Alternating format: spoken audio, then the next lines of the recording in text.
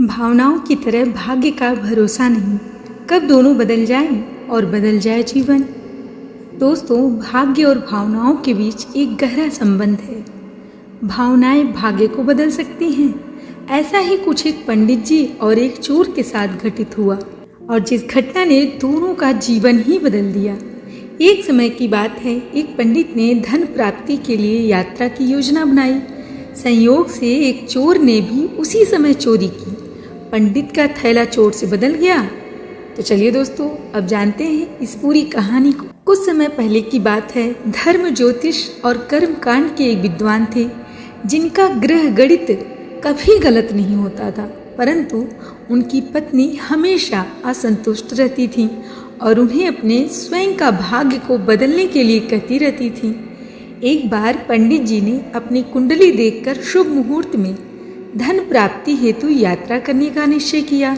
सही मुहूर्त में उन्होंने अपनी ज्योतिष, धर्म, अध्यात्म की कुछ पुस्तकों को घर के बाहर गली में छिपा कर रख दिया, ताकि जाते समय वह उन्हें अपने साथ लेकर जाएं। ऐसा उन्होंने इसलिए किया ताकि उनकी पत्नी ना देख लें। ज्योतिष और धर्म की कुछ पुस्तकें उन्हें अत्यंत प्रिय थीं और पत्नी को नापसंद। लगभग उसी समय एक चोर भी चोरी करके उधर से ही गुजरा। दोस्तों, अचानक उसे कुछ लोग सामने से आते दिखाई दिए। उसने चोरी के माल से भरा थैला भी उसी जगह छिपा दिया। शुभ मुहूर्त देखकर पंडित जी बाहर आए और अंधेरे में गलती से अपने थैले की जगह चोर का थैला उठाकर चल दिए।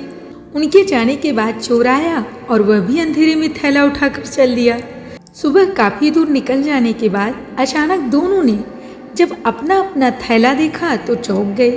पंडित जी के थैले में सोने चांदी के आभूषण और चोर के थैले में धर्म, अध्यात्म, ज्ञान की पुस्तकें भरी पड़ी थी। पंडित जी की कुंडली का गणित 100% सही निकला। एक साथ इतना धन आते ही किसी की भी भावना बदल सकती है। ऐसा पंडित जी के साथ भी हो गया। पाप पुण्य का भेद ही मिटने लगा।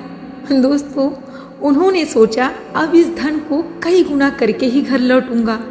उधर चोर ने अपने भाग्य को स्वीकार करते हुए थैले में से एक पुस्तक निकाली और पढ़ने लगा। लिखा था, यूं तो हर मनुष्य ग्रह और भगवान के अधीन है, किंतु वह कौन सा कर्म करे यह उसे स्वयं सोचना पड़ता है। यदि मनुष्य चाहे तो अपने कर्म द्वारा अपना भाग्य भी बदल सकता है। चोर को यह बात अच्छी लगी और दोस्तों, वह रोज सोने से पहले पुस्तक पढ़ने लगा। रोज उसे नई नई बातें पढ़ने को मिलती थी। जैसे जैसे पुस्तकों में चोर की रुचि बढ़ी, उसकी आदतों में सुधार होने लगा। समय बीतते बीतते वह चोर से एक सदाचारी मनुष्य बन गया और उसने चोरी छोड़ दी। दोस्तों, जैसे जैसे चोर में ज्ञान के सद्गुण जागे, वैसे वैसे पंडित जी के अंदर धन का लोभ जागा। जहाँ दिन रात पंडित जी 99 के फेर में उलझे रहे, वहीं चोर दिन रात ज्ञान भरी बातों से आत्मज्ञान प्राप्त करता रहा। 99 का फेरा आज तक किसी का पूरा नहीं हुआ है। यही पंडित जी के साथ हुआ। धन को एकदम बढ़ाने के चक्कर में वह सट्टा लगाने लगे, जिसके कारण उनका सारा धन डूब गया। और दोस्तों, सदमे के कारण पंडित जी आत्महत्या करने जा रहे थे। तभी रास्ते में उन्होंने सुना नगर में कोई सिद्ध महात्मा आए हैं, वह भविष्य बताते हैं। पंडित जी उन महात्मा के पास पहुँचे और अपना दुख बताया। डूबे हुए धन को फिर से प्राप्त करने का उपाय पूछा। महात्मा बोले, लालच बढ़ता है तो धन डूबता है। मेरे साथ भी कभी ऐसा ही हुआ था, मगर मैं डूबने से बच गया क्योंकि मेरे हाथ सच्चा ज्ञान का धन लग गया था। इतना कहते ही महात्मा ने एक थैले में से सारी पुस्तकें निकालकर पंडित जी के सामने रख दी। उन पुस्तकों को देखकर पंडित जी चौंक गए, क्योंकि ये सारी पुस्तकें उन्हीं की थीं। पंडित जी भाग्य का फेरा समझ गए कि कैसे एक चोरी करने वाला, एक महात्मा और एक ज्ञानी जुए सट्टे में बर्बाद हो गया।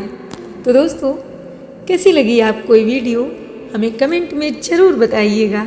और अगर आपको मेरा कंटेंट पसंद आया हो तो वीडियो को लाइक करें, शेयर करें, और हाँ, जो मेरे चैनल पर नए हैं प्लीज़ मेरे चैनल को ज़रूर सब्सक्राइब करें। तो दोस्तों, मिलते हैं नेक्स्ट वीडियो में एक और रहस्यमयी कथा और जानकारी के साथ। तब तक के लिए नमस्कार।